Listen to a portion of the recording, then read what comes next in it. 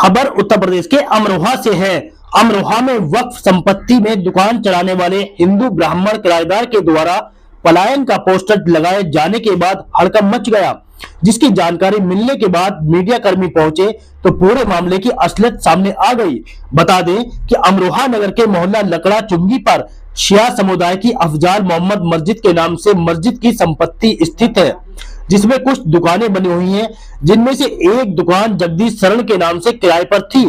उनकी मृत्यु के बाद जगदीश शरण के छोटे बेटे हरिओम अग्रवाल ने अपनी पत्नी कामनी अग्रवाल के नाम किराएनामा लिखवाकर उस दुकान को गैर कानूनी तरीके से हरगोविंद गोस्वामी को ज्यादा किराए पर दे दिया।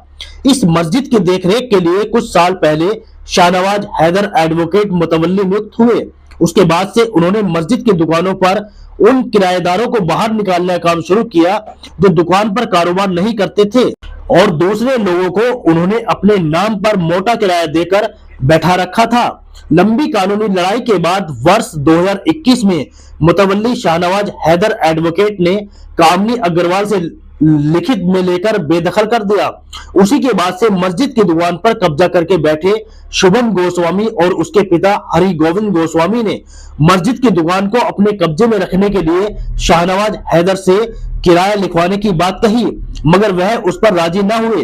हरि गोविंद गोस्वामी के पुत्र शुभम गोस्वामी ने खुद को कामनी अग्रवाल का शिकवी किराएदार बताते हुए मस्जिद की दुकान में बिजली का मीटर भी लगवा लिया और साप्ताहिक बाजार बंदी के दिन मंगल बाजार के इंस्पेक्टर से अपने नाम की रसीद भी कटवा ली।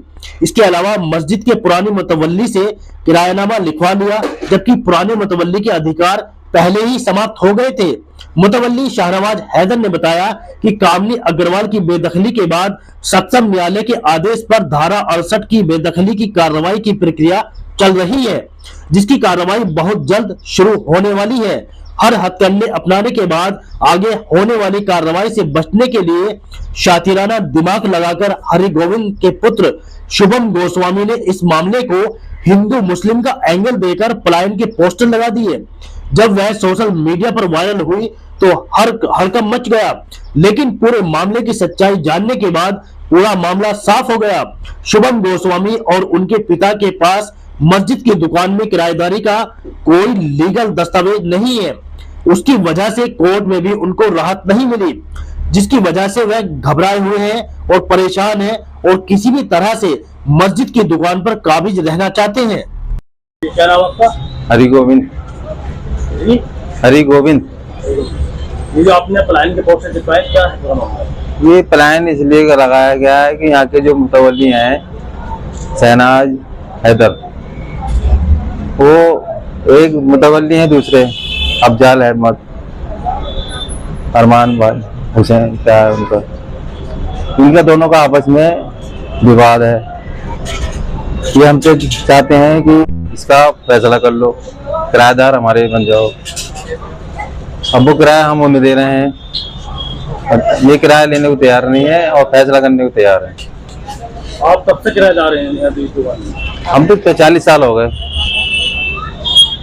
40 साल से हैं। जो है कहा कि किसकी दुकान है? तो मस्जिद की, इसकी है, मस्जिद की दुकान है। हाँ। तो मुतवल्ली आपसे किराया नहीं ले रहे हैं? ये एक पार्टी ले रही है, एक पार्टी ले रही है। तो मुतवल्ली दो हैं? दो और हैं इसमें। एक मुतवल्ली आपसे किराया ले रहा है, दूसरा नहीं ले रहा है ना। तो आप किराया कोर्ट में जमा कर सकते हैं?